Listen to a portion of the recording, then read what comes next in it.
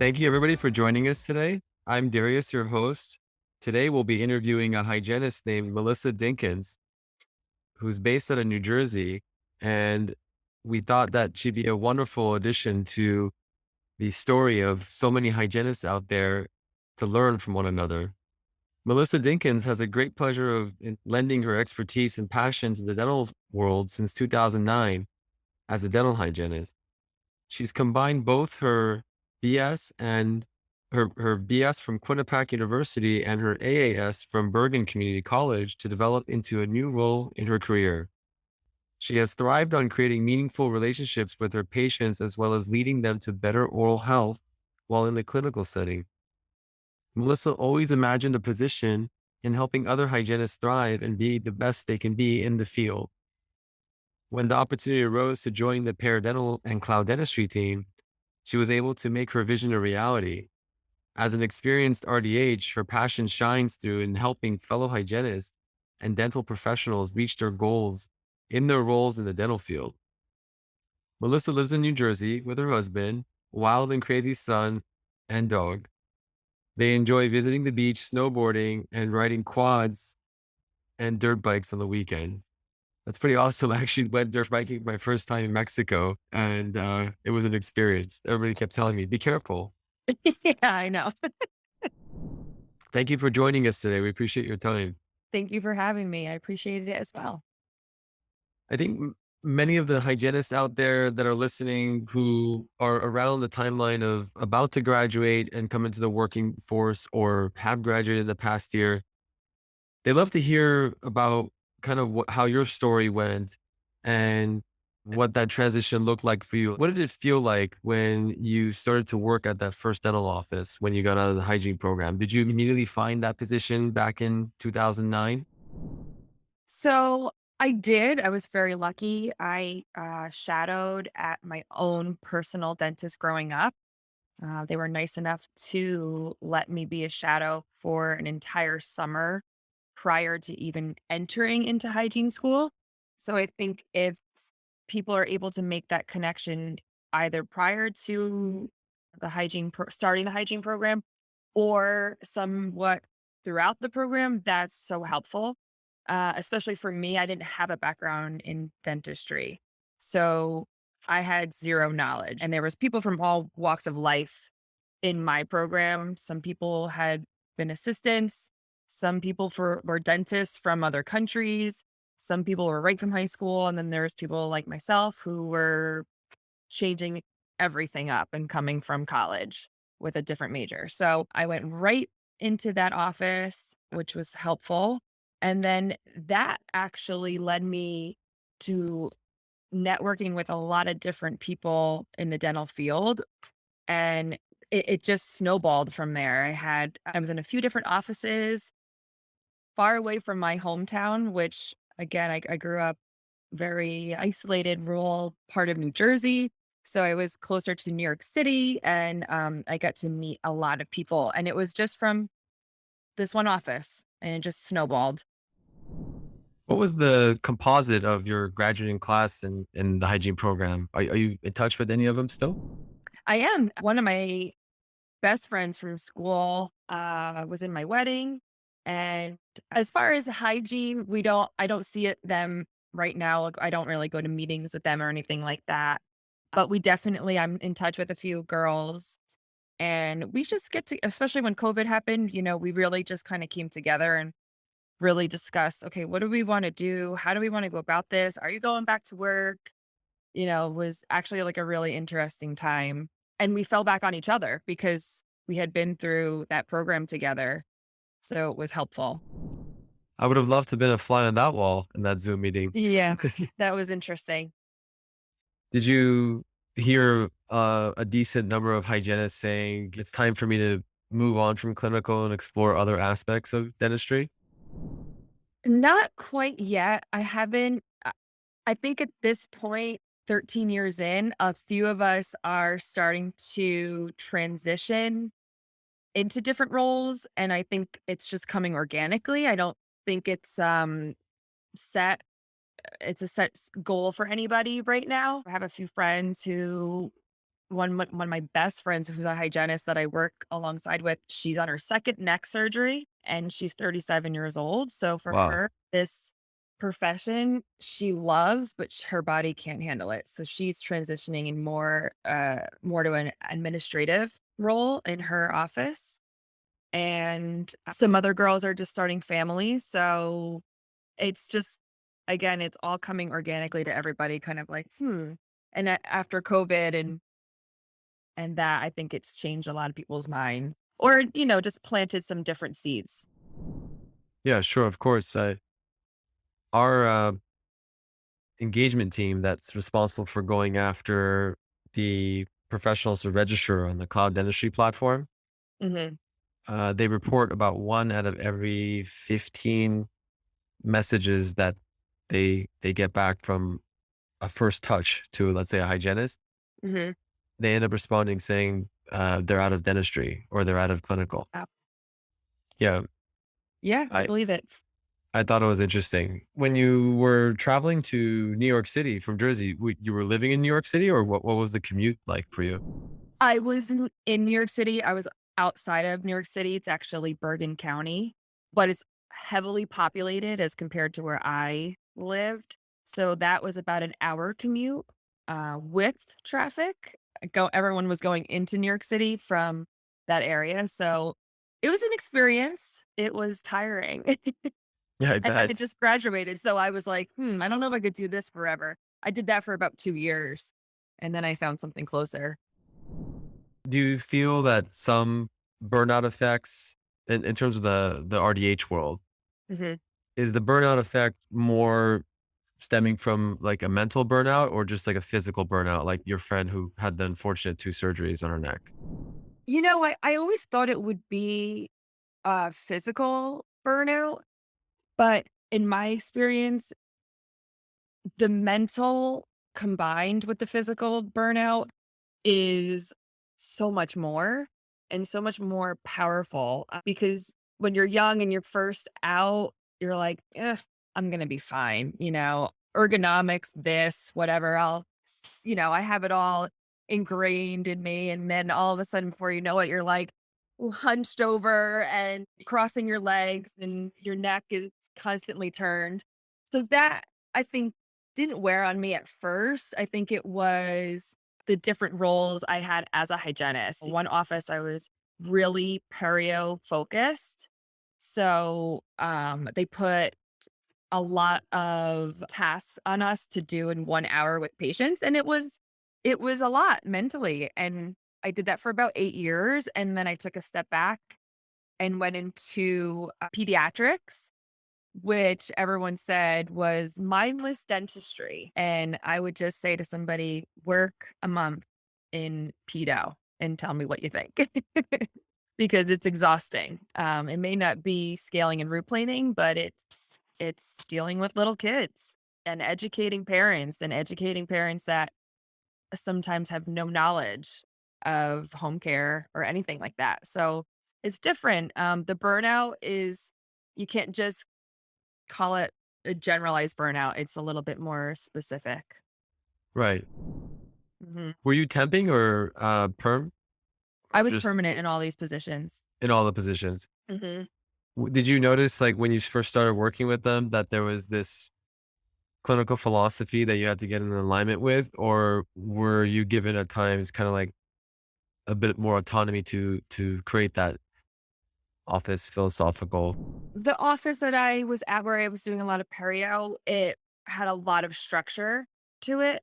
So it was either like you are on board or that's not the right fit for you. That's what you're asking? Yeah, can you dive into a little bit more? Like, what does that mean when an office is more perio focused than others? So we had a certain protocol for patients. There was 3 hygienists. Every appointment, we loosely had to do the same things just so that we kept it consistent. And really, they did that so that if a patient went to a different hygienist that they previously had, that the visit would still feel the same.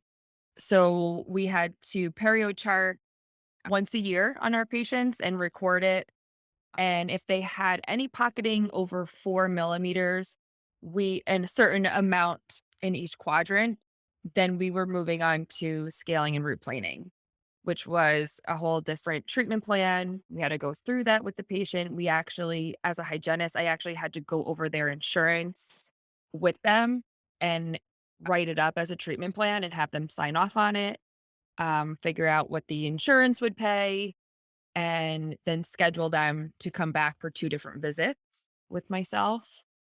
We were also using Arestin, which is the antibiotic, treatment that we put, subginally, and we used a pharmacy program for that, so I had to check into that for them, and then do the actual treatment, and then have them return on a 3 to 4-month basis. Right. Thanks for explaining that. Yeah. Where do you see the hygiene world headed? Oh, man, I don't know. I feel that it I know has it's a loaded question I'm asking you. It is. I feel that there's so much technology and there's so much potential to be really in depth with our patients. It's just a matter of investing that as a practice and being cutting edge and having the motivation to do that. I think will always obviously be in demand. People will always need to have their teeth cleaned. People will always need to be educated.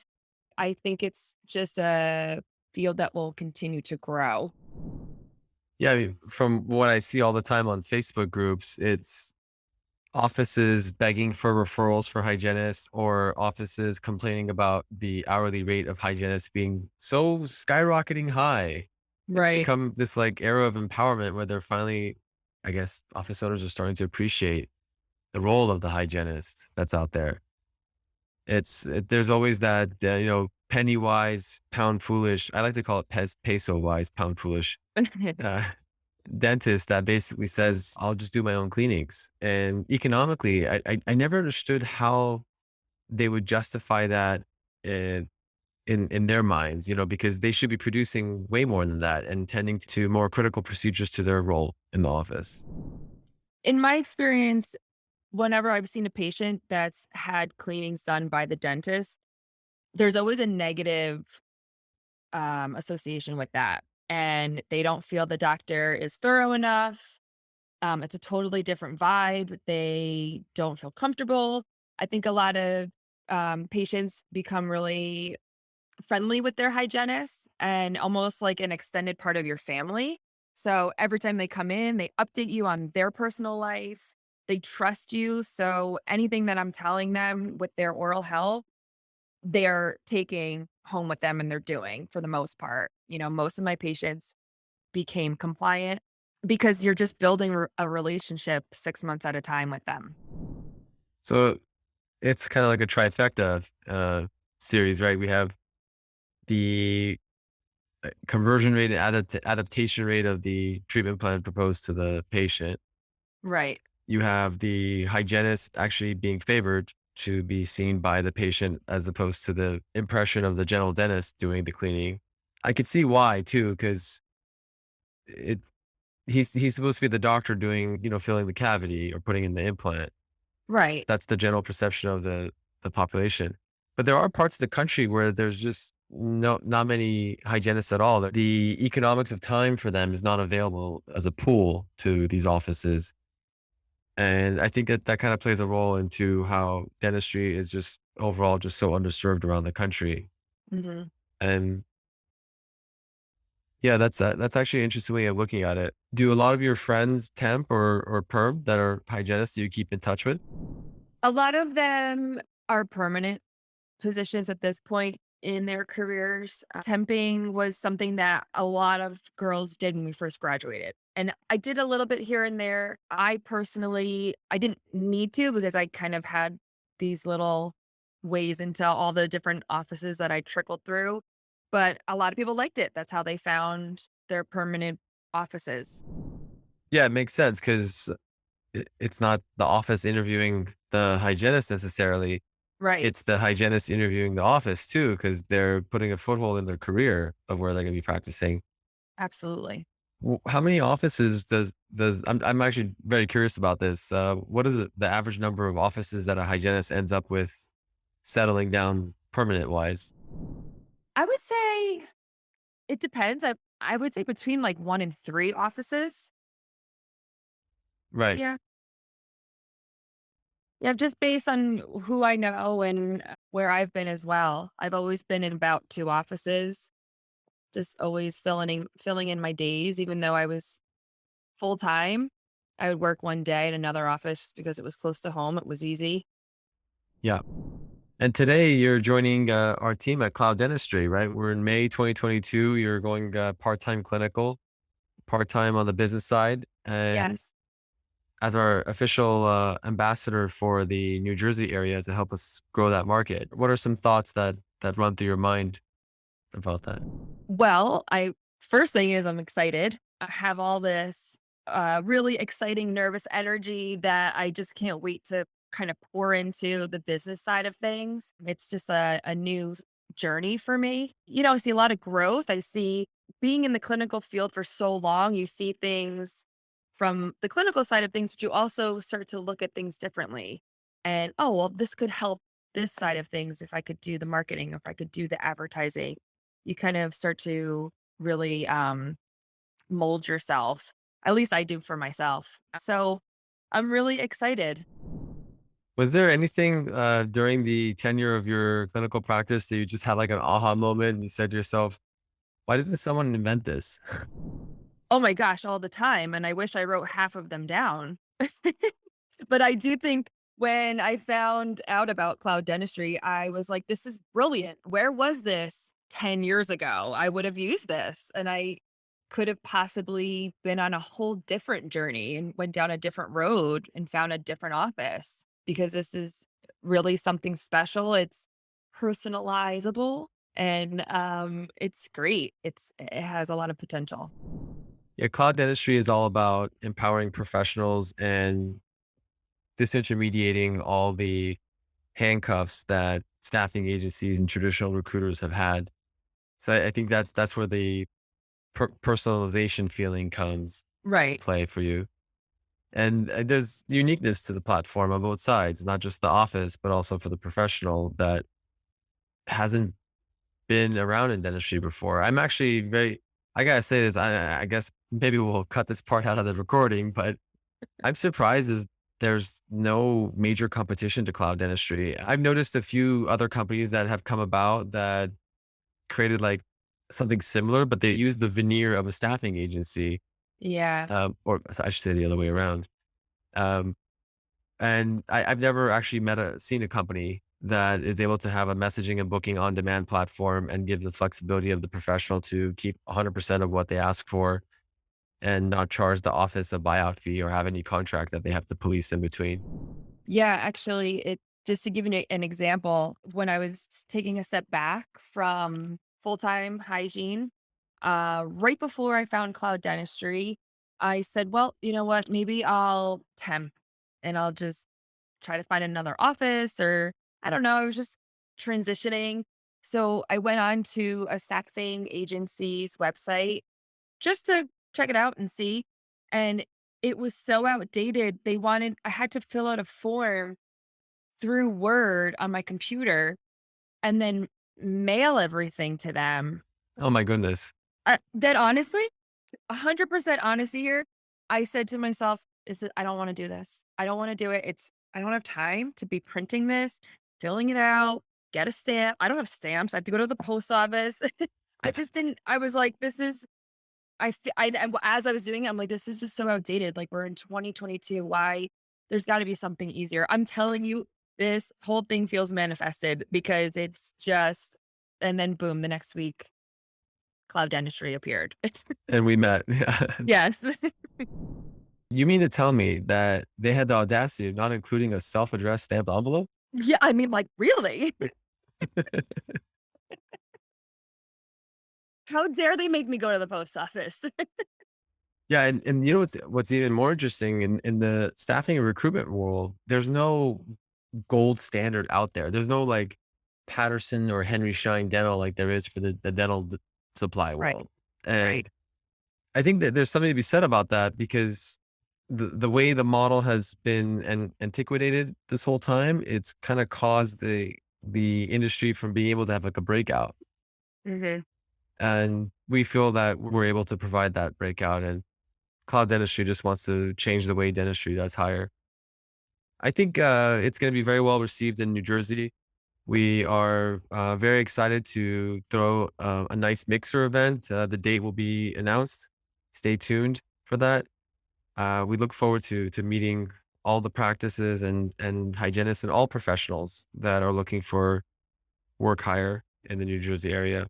The geography of New Jersey, to be honest with you, I'm not that familiar with because, as most people may know, I'm from Los Angeles, California. I just recently moved out to New York.